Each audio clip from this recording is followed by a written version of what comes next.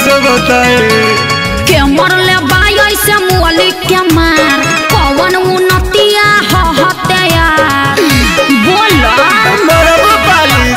के मरले बाई ऐसे मुअली के मार पवन उन्नतिया हते यार। अरे डरो करत रे आ गली में तोरा धरैनी रे कैसे भाई से तोरा पिटैनी रे।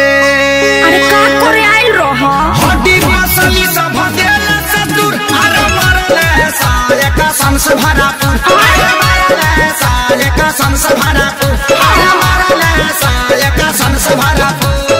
अरे कहाँ कहाँ मरल अरे कहाँ बताइए बड़ा मरले बासा